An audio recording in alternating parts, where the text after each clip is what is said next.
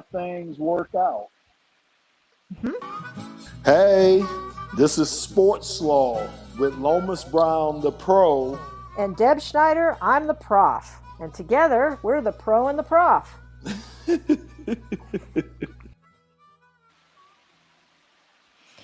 So how are you tonight, Lomas? I am great, Deb. How are you doing tonight? I mean, Deb, we got so much to cover. My gracious. I know. I mean, it's football, football, football. And we're not even going to get to the Olympics. Oh, my goodness. That's right. You're right about that. It's just, but Deb, my question is this a, regardless of the news that comes from the NFL, negative or positive, I think the NFL just loves being in the news. They're the king of the sports. Anytime they're out there in the news, and I hate to say it, good or bad, it's good publicity for the NFL because they're just a machine, Deb. It's just unbelievable how they just dominate the sports world all season and on season. It is absolutely unbelievable. And you know the news, no publicity, or the saying, no publicity is bad publicity. As long as they're thinking NFL, people have short memories and they forget. Gotcha. So tonight we've got Sean Baligian, we've got Bill Keenist, we've got our intern Hunter, we've got you and I, and we're going to talk football. And let's start with breaking news. Breaking news. Brian Flores, just like literally 2 hours ago, it broke. He is suing the NFL for violation of, get this, the 1866 Civil Rights Act. He's suing the NFL, the Giants, the Dolphins, the Broncos, and trying to make this a class action suit stating that we're not following the Rooney Rule and that we don't have enough black coaches. I mean, that's been a big topic, Deb. It really has. Huge. And the Rooney Rule itself has been a big topic, whether it works or not. You know, is it fair? And a lot of teams thought it wasn't fair for them to be forced to interview certain candidates. Right. But we all know that in the field of equality, you know, we need that, Deb. You need watchdogs to make sure everyone is doing what they need to do to make sure things are diverse, make sure it is equality in sports, in the front office. It's just everywhere. So it's just unbelievable, this news that is coming out about Brian Flores. Right. It is. And, you know, it's a 58-page complaint, 58 pages. And, you know, violation of civil rights of Title VII, back and forth. I could spend the whole time on this, but we should probably bring in Sean and Bill to, you know, jump into this discussion. It's a big deal discussion, and then we can talk Super Bowl and everything else. So my first question is, we've got this lawsuit. What do you guys think about this? It's career suicide. Okay, we saw Colin Kaepernick back in 2016. This is career suicide, I think, to file a lawsuit like this. But I've got football guys. What do you think? I'll go. I think Brian Flores is an excellent football coach. Mm-hmm. From what I've witnessed from him, I think he's exceptional. Okay, I don't know what happened at Miami. I haven't read the particulars of the lawsuit, so I understand why you would say that, Deb. Career suicide in the NFL, it comes in large part to ownership. If owners think a coach can lead him to victory, make him successful, they're going to hire that individual. I mean, when I heard about this, I immediately go to Jim Caldwell. It is, in my opinion, it's unfathomable that man doesn't have a head job. Mm-hmm. I mean, I mean, I get emotional talking about it because I've been around some great leaders in my sports career. Joe Gibbs, Mike Krzyzewski, a lot of great people that have done great things in the sports world. but no one's a better leader of men than Jim Caldwell. What he did in Detroit, I have strong feelings on why he and Matthew didn't do here what Matthew's doing in LA, and we can talk about that later. But and some may or may not recall, but when Brian Flores got to Miami, one of the first big hires he made was Jim Caldwell to be a sort of an assistant head coach. Jim had some health issues that year and didn't finish the season. So I don't know all the particulars within the suit, but it's just mind-boggling to me that a Jim Caldwell is not a head coach in the NFL, and then you have teams, that are interviewing, or hiring first-time head coaches, and Jim has a track record. So somebody needs to explain that to me, and I don't know if Jim's mentioned in the suit or not, but. I'm not through all 58 pages yet. Okay. But, but obviously he and I'll Brian get do there. have a relationship. So that's my first thought on it, my initial reaction.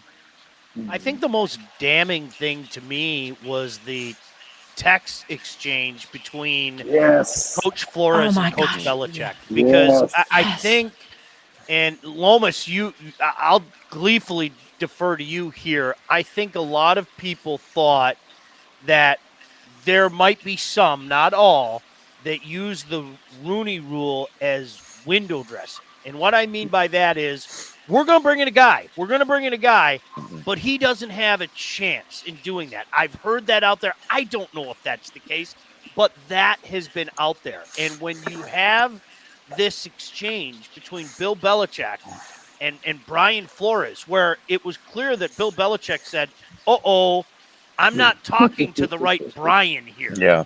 And it was interesting because Brian Flores said, well, I'm interviewing on Thursday. And Bill Belichick was talking like this was already a done deal. Well, to me, all the people that say that the Rooney Rule is nothing more than window dressing, they're putting their fist up in the air right now saying, ladies and gentlemen of the jury, here's Exhibit A.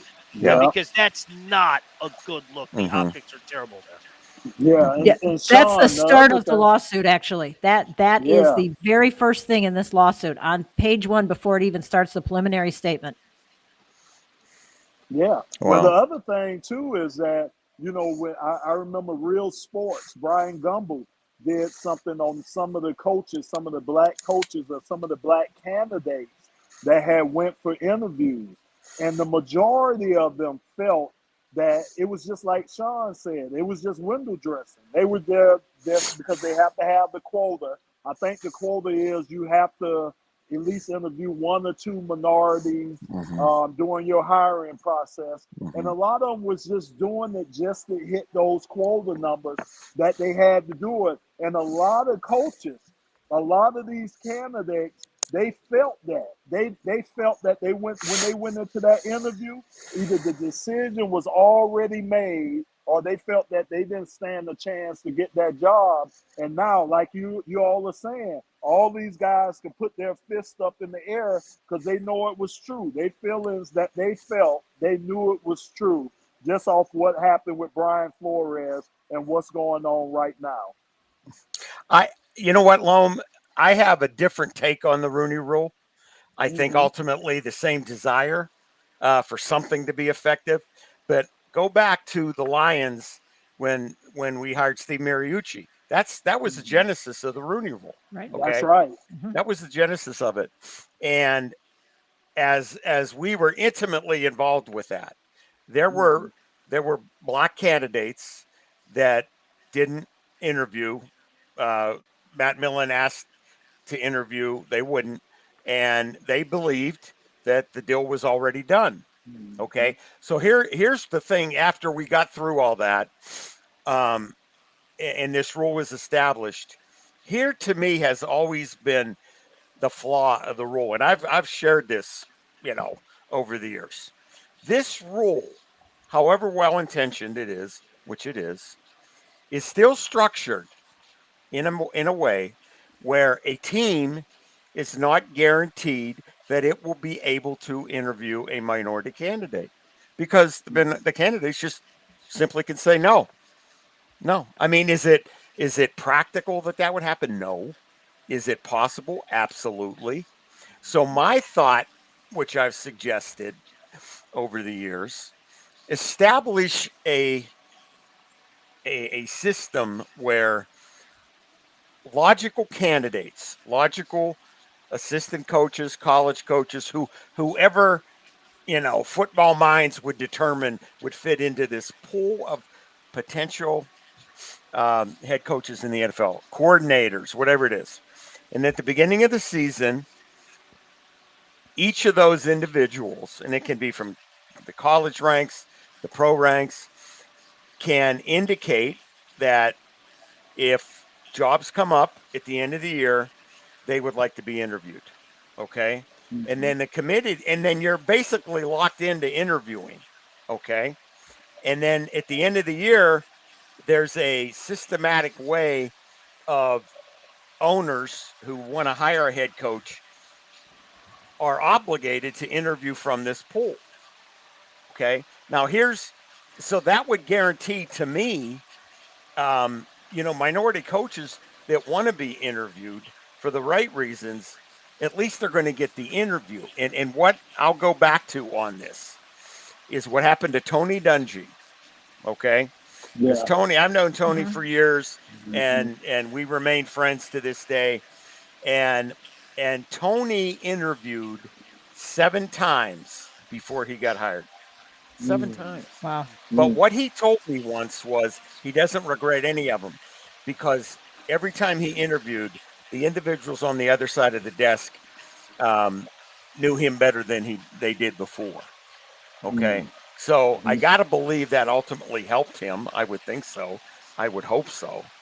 But it's one of the big mysteries to me that like I'll go back to the Jim Caldwell example. How that man's not a head coach is it's sad to me. It's very sad, very troubling, and perhaps that contributed to Brian's emotion, because there has to be emotion involved with this, that contributed to his decision to file the suit. Absolutely. Yeah. Well, I'm sure we can keep talking about this for the entire, but let's turn to Matt Stafford. I'm so excited. I am so excited. It's like, between Stafford and Eminem, I feel like Detroit's in the Super Bowl. That's right. Yeah. Oh man, that was pretty good. Yeah. I remember years ago, there was another former Lion who was playing on a team that had a chance to go to the Super Bowl. And when his team made the Super Bowl, I had tears in my eyes.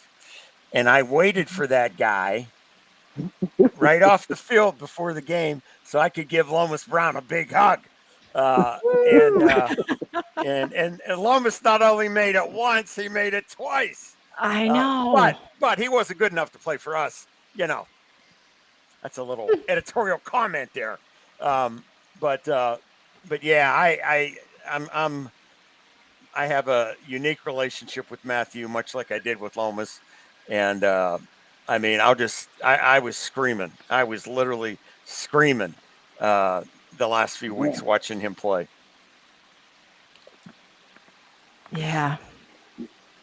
It's been fascinating to watch this whole progression the last few weeks, because Matthew has always conducted himself in such a classy manner, and he rose above so much, quite frankly, garbage that he had to deal with here. And to see him answer the naysayers and the detractors the way he has been outstanding. It really has, because this is one of those things. We can say a lot of things about I think Matthew Stafford has always been a darn good quarterback. Moments of great, moments of not so great. But I think what you're seeing is Matthew Stafford around a talented team constructed by a general manager that knew how to build a team, well, this is the fruits of the labor right here. And this is what the Lions want to get to. And this is one of those deals for me. Now, we don't know what the draft picks are, but we could look back on this 3-4 years from now and go, wow, this was a rare win-win deal, because it was time for Matthew to move on. The Rams wanted to upgrade at quarterback, and the Lions had to start a rebuild. And look what the Lions got with those picks. That would be pretty cool to see. But in the meantime, yeah, it's been fun watching Matthew the last 3 weeks. Mm-hmm. Absolutely. So Hunter's got a question. Bill, I know we touched on this a little before the show, and I have my own theories as a pretty big Lions fan myself about why the Stafford and Caldwell era didn't, achieve quite those lengths that we wanted. But I was curious about your take on that. I personally feel as though Matthew in 2016 really took a step up in his play, and those last 2 years, I thought there was a big difference there. But I was curious about your take on that. Well, I have a pretty strong opinion about it, and I've shared it with Sean on our WJR Gridiron Rap show. Got that in there, Sean. How about that? Well done. What a pro. But I believe this. Let's go back to the 2014 season, Jim Caldwell's first year with the Lions. Okay. We have the highest rated defense we've had in decades. Matthew under Jim performs very well. We win 11 regular season games that year, which was the second highest total in franchise history. Okay. We go into that offseason. Let's look at the offseason first. Everybody remembers the Dallas game, right? Well, this is how close I believe we truly were. I am convinced as I'm sitting here that if the right call was made on that pass, we win the game. I just believe that. It was a key point in the game. I believe we beat Dallas. But the pass to Pettigrew, obvious interference, flag's thrown, gets picked up. We lose that game. Okay. Dallas the next week goes to Green Bay, right? Remember that game? Remember what happened?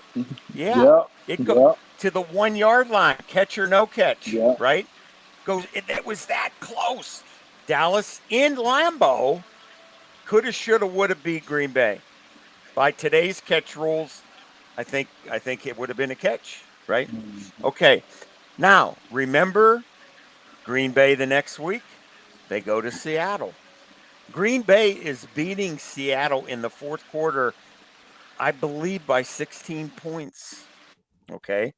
Seattle scores 1 touchdown, onside kick, right? It was the tight end for the Packers, right in his hands, hits his chest, bounces out. Seattle recovers. They go down, tie the game, overtime, long pass down the middle, touchdown. Seattle wins the game. And then, oh, by the way, the Super Bowl that year, Marshawn Lynch, goal line. That's how close Seattle was to winning the Super Bowl. The interception on the goal line by Michael Butler, right? I think that was his name, right? Malcolm Butler, I'm sorry, of the Patriots. Great defensive play, but the point I'm making is the Lions coulda, shoulda beat Dallas. Dallas had Green Bay beat. Green Bay had Seattle beat. And Seattle was 1 yard from a Super Bowl championship, with the most questioned play call in Super Bowl history, perhaps. So that's how close we were. Now, what happened after that season was one of the most impactful, in my opinion, mistakes that we made. And it might get a chuckle out of some people because it was not re-signing Ndamukong Suh. There was such a trickle down to that.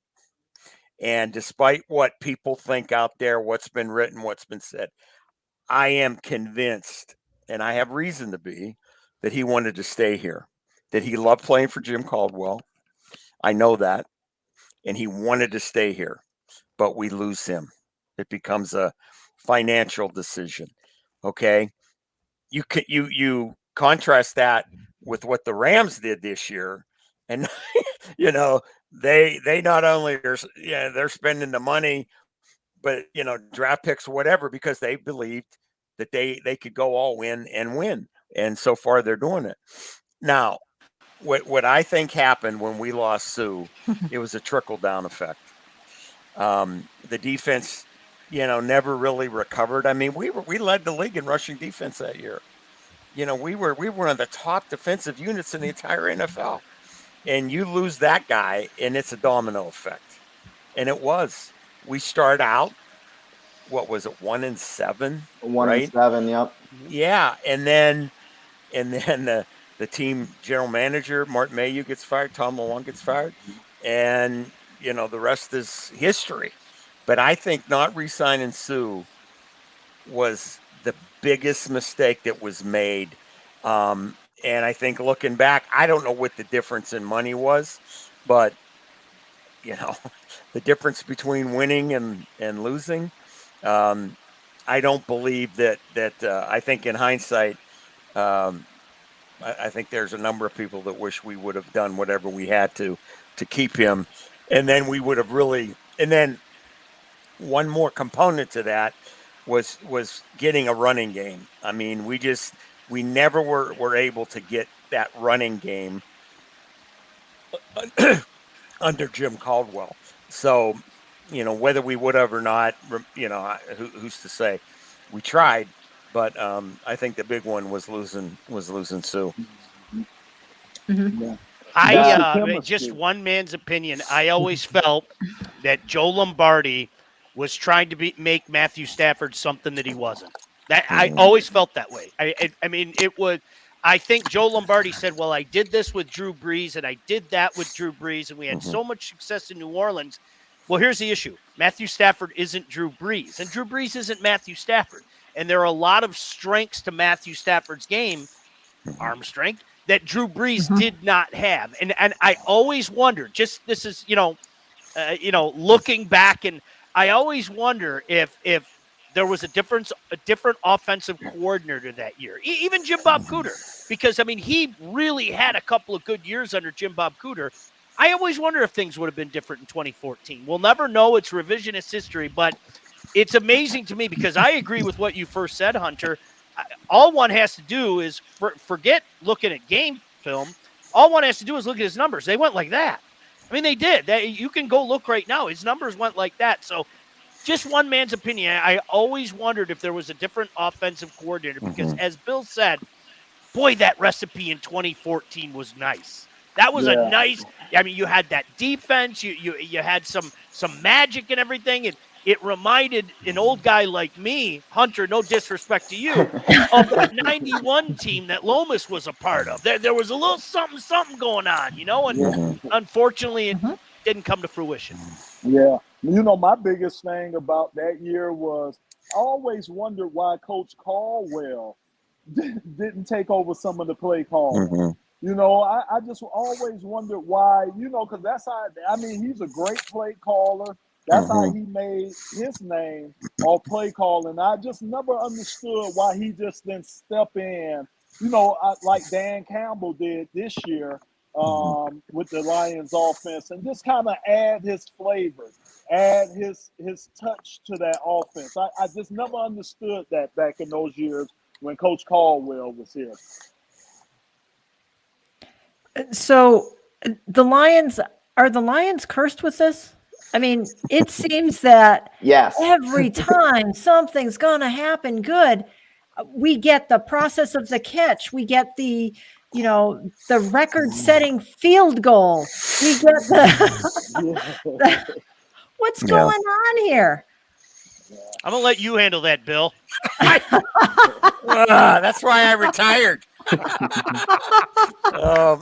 You just shake your head. I mean, there are so many pieces. You've all talked about all those pieces. They never just come together. And when they do, it's like something happens. Yeah, I believe that all of us, and especially the diehard fans, can look at Cincinnati with hope and realize they were the worst team in the league 3 years ago, record-wise. And now the difference is they drafted a quarterback.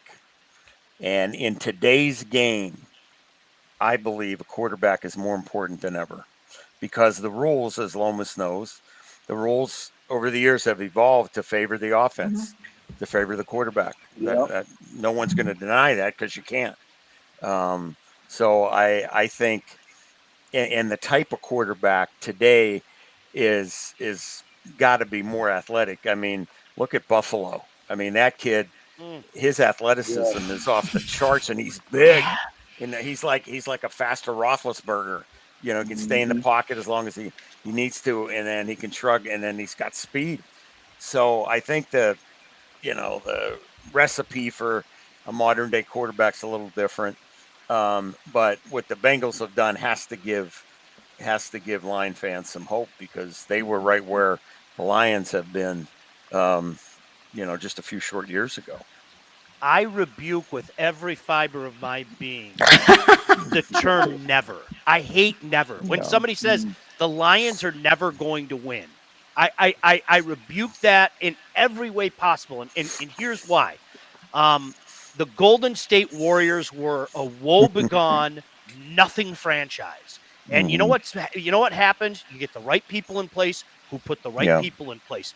There was a hockey team called the Detroit Red Wings that were absolutely atrocious. They were called the Dead Things. They were never going to win anything. They put the right people in place who put the right people in place. Bill, hearkening back to the days of your youth, the Pittsburgh Penguins were a terrible franchise.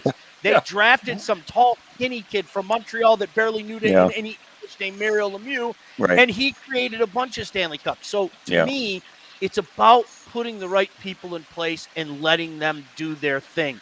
Unfortunately, the Lions have done it a little bit here, a little bit there, but they haven't been able to put it together. But when I hear somebody say, especially like you youngsters like Hunter, oh, the Lions are never going to win. I refuse to believe that. My brain doesn't work that way because I've watched really struggling franchises do it by that exact recipe, by getting the right people in place. It's easier said than done. You have to find those people, and then they have to find a bunch of people. But I will not ever accept somebody saying the Lions are never going to win.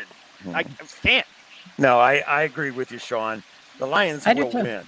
I believe that in my head and in my heart. Probably not soon enough for everyone in our community, but they're going to win.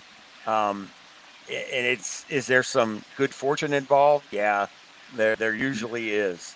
But the NFL, unlike the other professional sports, is set up for success throughout. The draft is structured that way. The salary cap's structured that way. Free agency, what have you. So from a professional league standpoint, the Lions are in the best league for hope. Hope is not a strategy. We all know that. But heck, I go back, Sean, when you were mentioning my youth, I initially thought you were going to talk about the Steelers. There's another one. Because the Steelers, I mean, what sports fan today would know the answer to this question? What professional football franchise from 1933 to 1973 never won a single division? Wow. Nothing. Wow. The Pittsburgh Steelers. I'm going to guess the Steelers. Yeah, right. And what did they do? Like Sean said, they hired the right people. In 1969, they hired Chuck Noll to be the coach. They drafted Joe Green, the greatest player in franchise history. Mean John Green. And then the following year, Terry Bradshaw.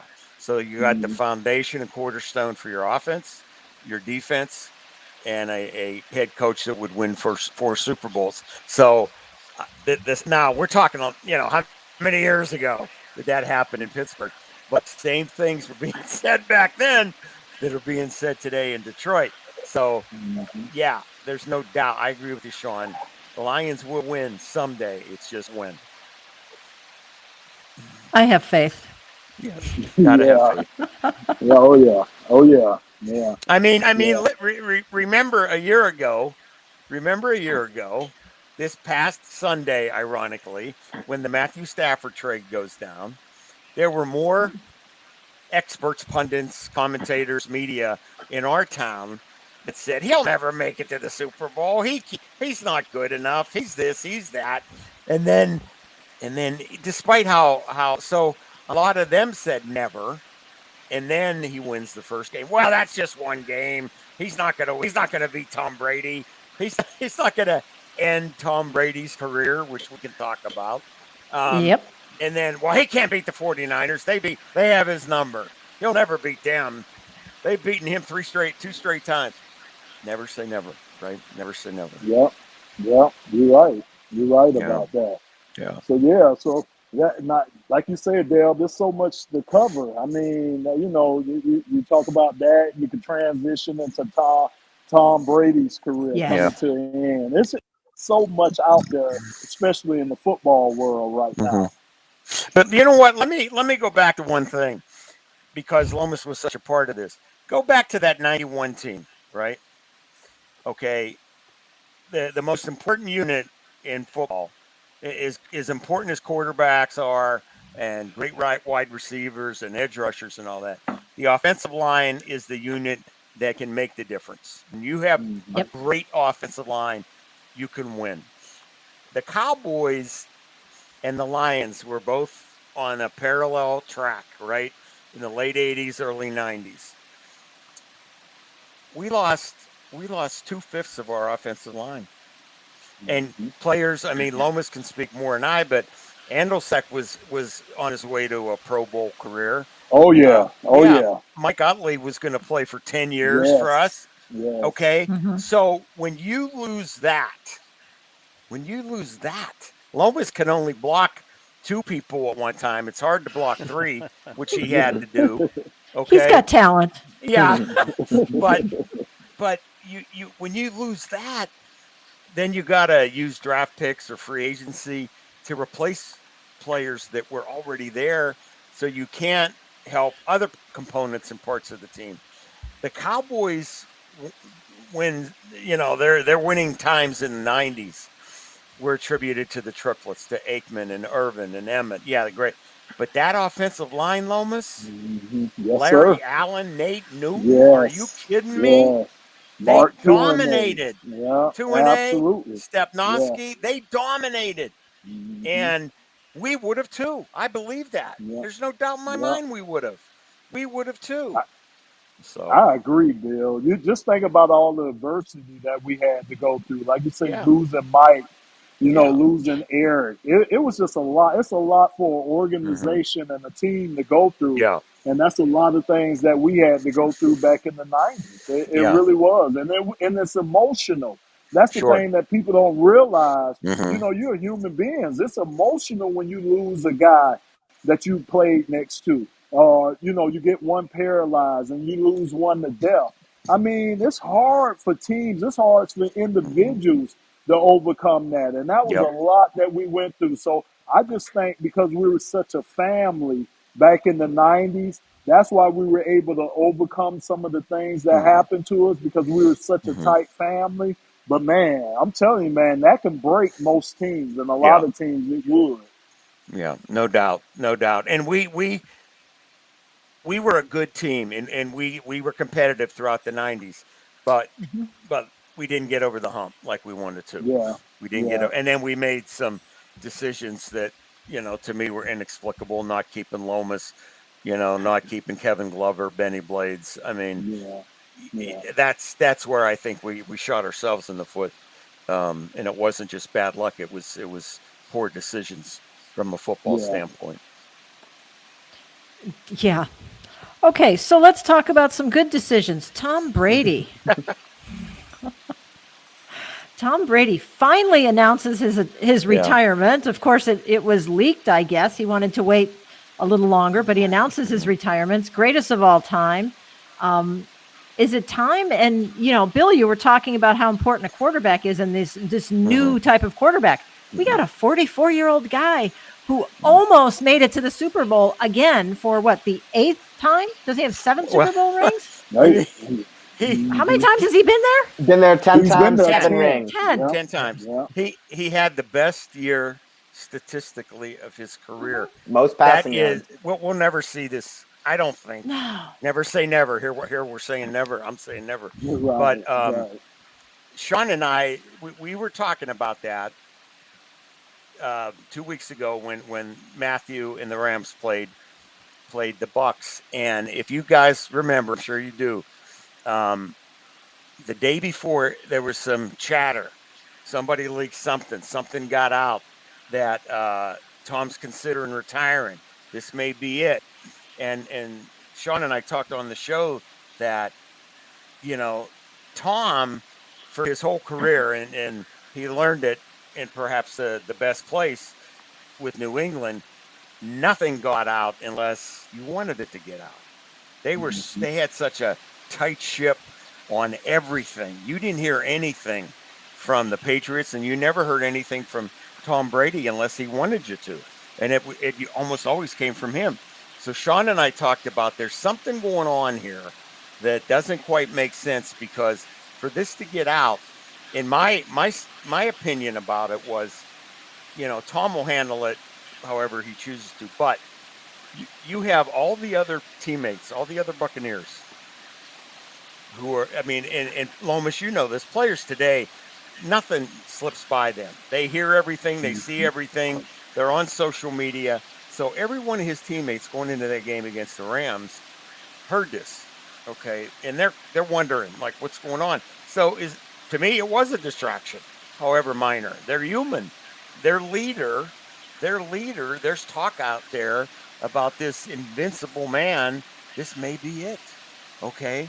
And then the game starts the way it did, and the Rams are pounding them. And we talked about it after the game, and here's my thought on it, for what it's worth. And I told Sean this on our show that night. With the backdrop of the comments about Brady, and even the announcers brought it up during the game, acknowledging that there's been some chatter about, could this be it for Tom? This game, if he loses this year, blah, blah, blah. So the way that game, started out was terrible for the Bucs. And as I'm watching it and thinking about, what we were just talking about the potential for it being it for him, I'm thinking he's not going to walk out, with this type of performance. He doesn't want this to be his final game. But then what happened in the second half? Tom Brady does Tom Brady. Brings them all the way back.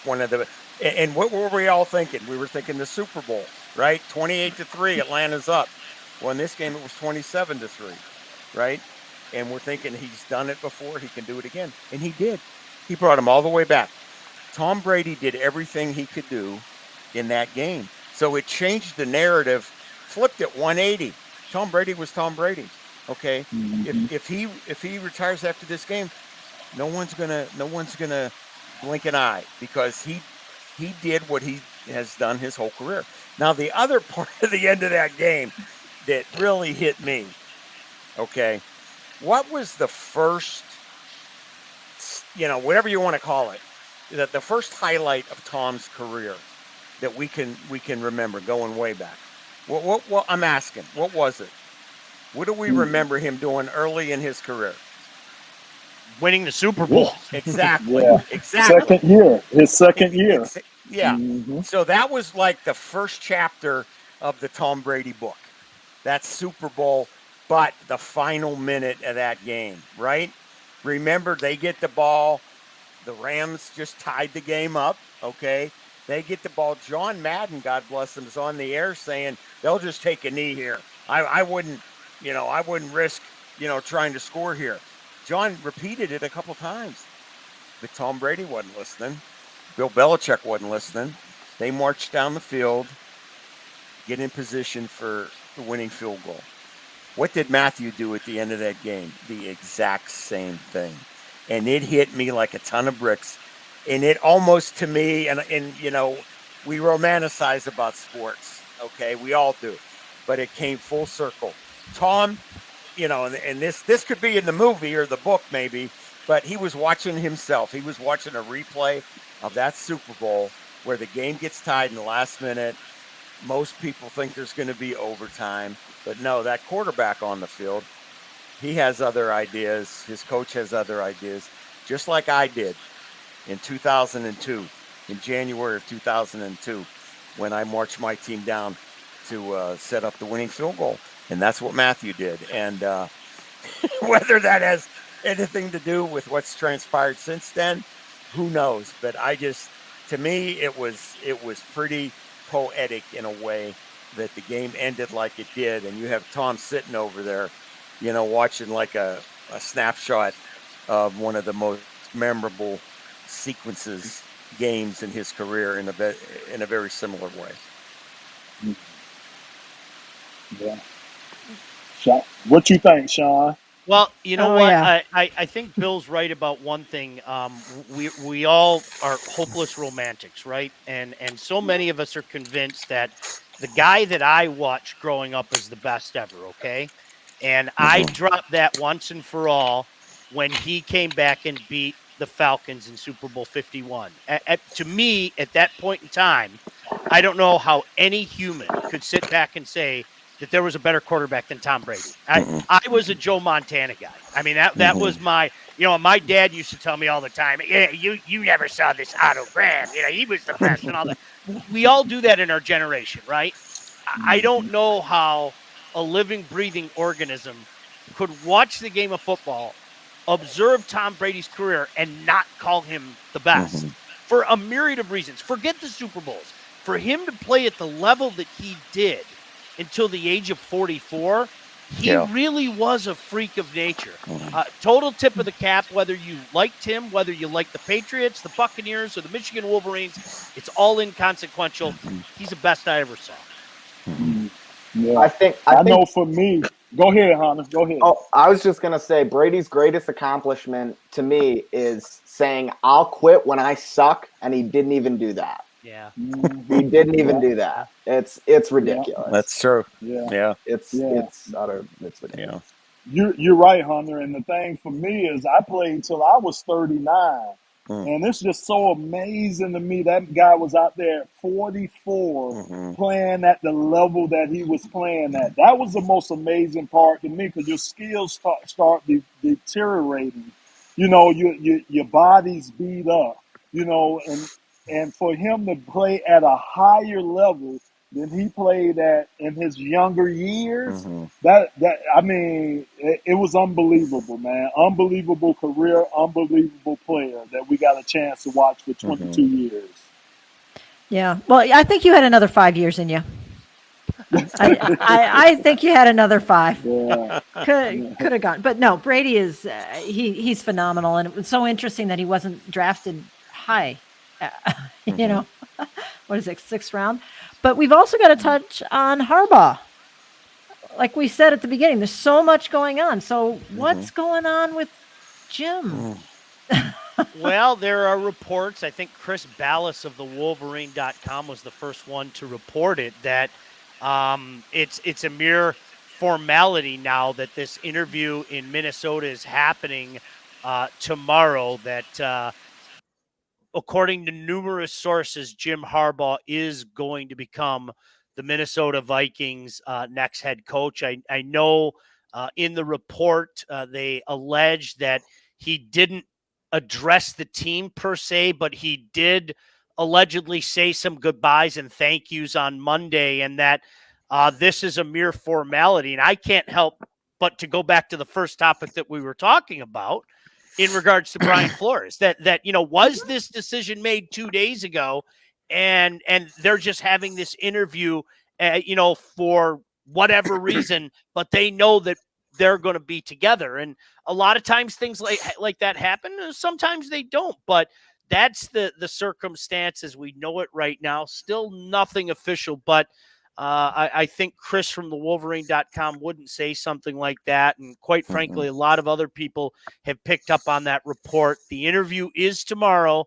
Nothing official yet, but boy, to all of you, it's certainly looking that way that Jim Harbaugh is going to matriculate, to quote the great Hank Stram, Bill Keenist, matriculate his way back to the National Football League. Yeah. He's done this once before. Yes. Very successfully, too. He had great success. I mean, what, three championship games, I think, a Super Bowl. You can't deny that.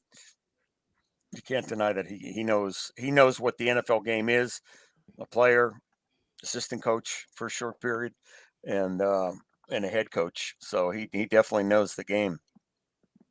Okay, so the off the wall question: is he a better collegiate coach or a better NFL coach? My personal opinion, I think a better NFL coach. I agree, Sean. I do. I think a better NFL coach. It's hard not to look at his resume in San Francisco. 44, 19-1, and he got that team going. It's amazing because if this had happened a year ago, what would we all be saying about Jim Harbaugh? Wow. Oh, yeah. Well, a whole lot of nothing. But he put it together. To his credit, he put it together this year. He knocked off Ohio State. He won the Big Ten championship. Finally got that hardware that really was missing from his resume at Michigan. I do need to throw in he did not beat Michigan State this year. So thank you. I thought you'd be happy with that. I wanted to point that out. But no, all jokes aside, it's amazing what can happen. Certainly the resume, certainly the tenure there, everything looked better based on what happened in 2021. It was a fantastic season. He did a fantastic job with this team. But long-winded answer to your question, Deb. Bill, I don't know about you. I thought he was a tremendous coach in the National Football League. Right. Well, I've gone back and forth on this. Initially, I thought that he was better suited for college. And I'll tell you why. Because I think his longest, stint at the college jobs was 4 or 5 years. And then he leaves Stanford after about 4 or 5 years and then goes to the NFL and then leaves the 49ers. And at the end there, it wasn't the, kumbaya place that it might have been prior to that. And I thought maybe his approach, his hard charging approach, had a shelf life. Maybe he was wearing some people out. Quite frankly, you heard stories about him and Trent Baalke, the GM, that it was not a good relationship at the end. So I'm thinking in college, he can go to college, and there's such turnover. I mean, every 4 or 5 years, you got a whole new crop of recruits. Every year, you got a whole new crop of recruits. Players are only staying there for 3, 4, 5 years. So I'm thinking maybe this will play better in a college game because he won't have a chance to burn himself out, burn people out, if you will. But what I said earlier, and I believe that, I think he realizes the disparity in the college game. There is a disparity, and this name, image, likeness, who knows where that's going to go. And for him to have the year he did this year, for them to dominate Ohio State like they did, and then go to the playoff and just get pounded by Georgia, it was like, wow. Maybe something hit him like, you know what? This is about as good as it may get for me. And maybe there's fear on his part of restrictions of what he can and can't do with respect to the name, image, likeness at Michigan. That other schools, Georgia, Alabama, the SEC, Texas A&M, publicly announcing over $100 million a year allocated to that. I mean, how can you compete with that? I mean, you can't. So, and he has a relationship with the new GM at the Vikings. That's nothing but a positive. And he also has unfinished business at the NFL level. I think he finished. Realistically, he finished his business at Michigan. Some would say won a Big Ten, beat Ohio State, made it to the playoffs. Some could say that's a pretty good resume to have as a collegiate coach at your alma mater, nonetheless. So we'll see. Yeah. Well, name, image, likeness. That's a whole other show. As we've that changes really everything. We got to get back together and do that. But we're running out of time. So I got 2 questions. Number one, why are postseason games so good? They are so good. Yeah. You just can't turn off the TV. And number 2, who's going to win the Super Bowl? Wow. Okay. Who Bill, wants to you go first? Bill, you go first. Well, I think unlike the other sports, and Sean and I have talked about this too, you rarely, if ever, have a team that a 500 team or a below 500 team, making it 2 or 3 games into the playoffs in the NFL. It's usually the better teams. Have there been some wild cards that have made it? Yeah, but they're playing awful good at the end of the year. This year was Valhalla. I mean, Oh my God. What? So good. 5 of the last 6 games go to the last play of the game. That's remarkable. And then the 6th game, the Rams game, goes to the last minute because the 49ers still had a chance. So it's the ultimate theater. We've all said that sports is the one true, nonfiction show that it exists out there. There's no reality show like sports. Best reality show there is. There's nothing like it. And we could have written scripts and no one would have accepted them at the beginning of this year. Certainly, I don't think anybody who's going to accept the Matthew Stafford script, which I believe in my head and my heart, is going to end in a Super Bowl victory. I just think, and it has to do with Matthew, but the defense is playing well. They're running. They may get a couple more running backs back, Sean. Hunter, I don't know if you saw that, but they're getting players that have been on IR and on the bench with injuries. They may be getting some of them back, and I think as important as Matthew's been to them, Odell Beckham has been phenomenal. What a pickup that was, and any team in the league could have had access to him. But the Rams got it done. They got it done. So kudos to them. Von Miller's been a great pickup. Sean Robinson, remember him? He had a good game Sunday. Former Lion. So I think the Bengals' future is incredible. I'd buy stock in them no matter what the cost right now. I love Joe Burrow. And I think the beauty of the Bengals, and Sean and I have talked about this on the show, a comment Joe Burrow made a few weeks ago. We don't know what we're not supposed to know. We don't know what we don't know. We're just having fun. We're in our backyard playing football. And there's a beauty to that innocence. And there's a reality that can serve you well in the playoffs and now potentially in the Super Bowl. I like the Bengals. And I don't want to play the role of villain here. Bill can attest to this. We've been talking up the Bengals for a few months. We really have. There's something about a team that consistently faces the adversity that they face, and it doesn't faze them. I mean, they just aren't fazed by it. And I think a lot of people thought that the Chiefs were going to run away and hide last week, and the Bengals just said, second half will be here. And I mean, they flipped that switch, and there's something going on with that team right now. And I like what you said there, Bill. Buy stock, buy now. I buy in this team. I don't think they're going anywhere. I think they got a little more magic left for this week. I really, truly do. This is a 50-50 proposition for me. I mean that. I'm not trying to cop out, but I'm going to pick the Bengals. Yeah. Okay. And Lomas, what do you think?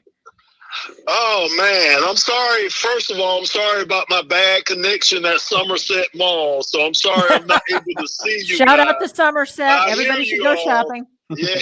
I'm going to have to have a talk with Somerset about their internet connection. But for me, I'm going with the experienced team. And I just think the Rams. I think the Rams have been there. Sean McVay's been to the Super Bowl a couple of years ago. They got a couple of players that are still left off that Super Bowl team from a couple of years ago. I just think they're poised. I think they're the better team. They got the better talent on their team. And we know talent doesn't always win out, but I just think with a buy-in that the LA Rams put in this year, we're getting Stafford. with bringing in all the other players that they brought in. You know, they were ready for this. This is what they were ready for. And I just think they're going to get it. I really think that they're going to win this game. And so I'm going with the Rams all the way. And let me interject, Deb, for Lomas. Lomas, how much you said something I think was profound. Go into your second Super Bowl, you know what to expect. Not as far as the game goes, but everything that goes around the Super Bowl experience. And the Rams were there just a few years ago. So the Bengals, this is their first shot. So right. I mean, Bill, great point, Bill. That's a great point, because you're right. I know how I felt with my first Super Bowl, and I know how I felt when I played in my second Super Bowl. And it was, like you say, it's no comparison. You know what to expect.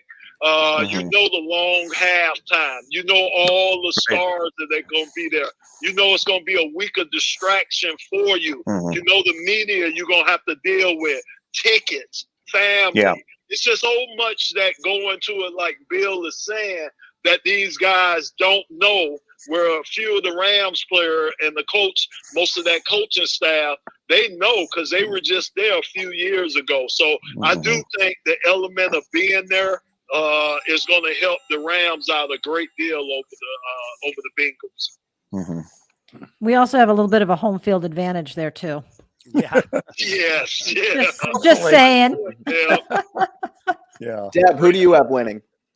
Oh, I'm Rams all the way. First of all, I go with the experience, like Lomas was saying. And ultimately it comes down to, I just love that Cinderella story with Stafford. You know, I think that's just with the year he's having, he deserves it. And after everything he's been through, he deserves it. So I'm going to go with that. And I agree. Bengals will get there, but next year, let's do it next year. Next year we'll do the Lions. There you go. The Lions. Hunter, what do you think? Yeah. I think it's going to be the Bengals. I think the main thing in this game, or I think it's going to be, I don't know. I think the Bengals can do it. It's going to be difficult for them to block Donald and Miller. I think, especially if they're going to have to double team Donald all game and they don't have their tackles healthy, with Riley Reif being down for a little bit, another former Lion. But I don't know. I think the Bengals, I think it goes a little bit to like what Sean said. They don't know what not to expect. They don't know like the scars that they're missing. I think that they're going to be able to do it. Yeah. And there's Ray with Matthew. Look at that. Look at that. Oh, okay. I guess that's who Ray's picking, obviously. Yeah. Well, we'll see. We'll see, guys. But we've been on for almost an hour now. So thank you so much. Thank you, Bill. Thank you, Sean. Thank you, Hunter. Lomas, through all the adversity you just went through tonight. Anytime. It was my pleasure to be sure. Absolutely. We love having you. We got to get back on Name, Image, Likeness or something else. There's so much going on. But check us out on YouTube, on Spotify, on sportslaw.com, and thank everybody, all of our listeners. Thanks, Deb.